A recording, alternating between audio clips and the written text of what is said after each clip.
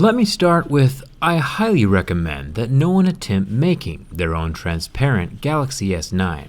So many things can go wrong.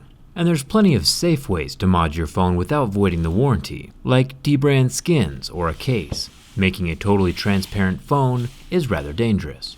Let's get started.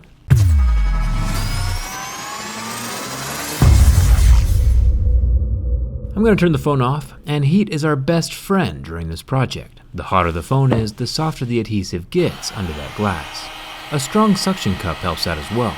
Once the phone is just barely too hot to touch, I'll get my metal pry tool slid between the glass and the metal frame of the phone, while the suction cup lifts up to relieve some of the pressure on the glass. After that initial penetration is made, I'll grab some business cards or cardstock and slip little bits under the glass so it'll wrap around the curve without putting too much pressure on that edge. Glass is glass, and glass can break. The adhesive gets hard if the phone cools down, so I'll bump up the heat and continue slicing through the adhesive around the edge of the phone. Slice too deep though, and I'll risk damaging that fingerprint scanner ribbon or the wireless charging pad, which you'll see revealed as I finally twist that back glass panel off to the side, exposing the black plastic mid layers. The fingerprint scanner has its own Lego style connector that popped off when I was removing the back glass. The little guy can press out from the camera lens housing, and then I'll heat up the camera lens housing itself so I can separate that metal frame from the glass. The glass back itself needs to be clear of adhesive and hardware before we can actually make it clear. So once that glass camera lens is gone, I'll start pulling off all the extra adhesive left on the back panel. There's kind of a lot of it, but that's what makes the phone water resistant, so I can't complain too much. Now the adhesive is cleared, let's get rid of the black plastics and see how much of the phone's circuits we can expose. There are 15 Phillips head screws holding down the protective plastics, but once those screws are out, I can lift up the wireless charging pad and detach the top black plastic slab. We'll come back to this later. The rectangular black piece of plastic is less than mandatory, so I'll toss that, and finally the loudspeaker over the charging port can pull away. The buffer sticker between the battery and the wireless charging pad is probably not super important, so I'll pull that off and toss it.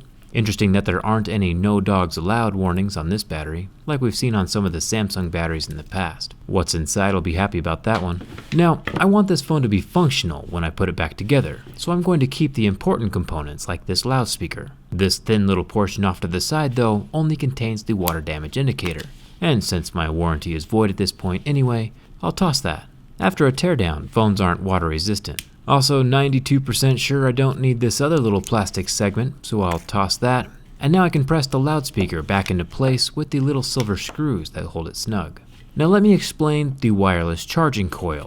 I can turn the phone on at this point and everything is still working, but if I go to plug in the phone, it tells me that the phone temperature is too low and the battery won't charge. Obviously this is an issue if I want the phone to be useful. Turns out the wireless charging pad also has a battery temperature sensing niblet attached to it, and that temperature reading is required before the battery can charge. Samsung is pretty sensitive about battery safety nowadays for some reason, so I need to keep that wireless charging pad. I snipped away most of the non-essential plastics around the wireless charging and temperature niblet, leaving the circular connector pads and the screw holes next to the pads which hold the connections tight to the motherboard. I'm going to leave the wireless charging intact because I want my S9 to be fully functional when I put it back together. I'll screw those golden pads down. If you remember during my clear Galaxy S8 video, I snipped off the wireless charging, leaving just the contacts to the niblet. So that might very well be an option here with the S9 if I wanted to expose more of the motherboard. The phone now still turns on when the USB-C cable's plugged in, and the whole thing can charge now that the wireless coil's in place with the battery temperature sensor. Not too shabby. Now let's clarify some things, literally. In the past I've had to use some powerful paint stripper to remove the color from the underside of the glass, but this time around it looks to be a little easier, at least with this black color variant. There's still a tight plastic laminate layer between the metallic color and the glass, but the whole thing can be peeled up and pulled off. If I were to drop this phone now that the laminate layer is removed and the back glass panel were to crack, it wouldn't be held together anymore, and the large shards of glass would go everywhere, like a glass cup accidentally dropped on a kitchen floor. So removing the laminate does add a bit of risk. Peeling away the color though is rather satisfying, just saying, especially when it comes off in one big chunk. Now that the back panel is as clear as Russian collusion, I'll make sure the rest of the screws get screwed, kinda like we all did. And then I'll add a piece of double-sided tape to each of the 4 sides, taking special care not to overlap the layers or leave any gaps so the tape will keep all the dust and pocket lint from entering under the glass and into the phone. I'll tuck the camera lens back into the slot it came from, along with our little fingerprint scanning friend with its own little ribbon cable. I'll take special care to plug that in first before the glass goes down.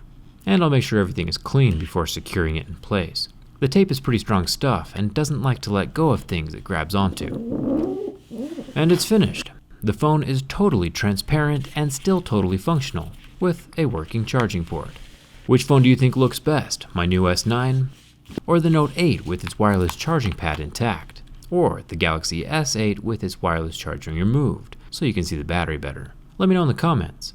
And keep in mind, while the transparent S9 might look sweet, it does void your warranty and won't be water resistant anymore. So I highly recommend simpler mods, like this camouflage D-brand skin. I'll add a link in the video description for the entire D-brand selection, so show them some love for supporting my channel. And maybe come back again and watch this video after your S9 warranty expires. That way it won't be as big of a deal if you mess up and break the whole thing. Come hang out with us on Twitter and Instagram, and thanks a ton for watching. I'll see you around.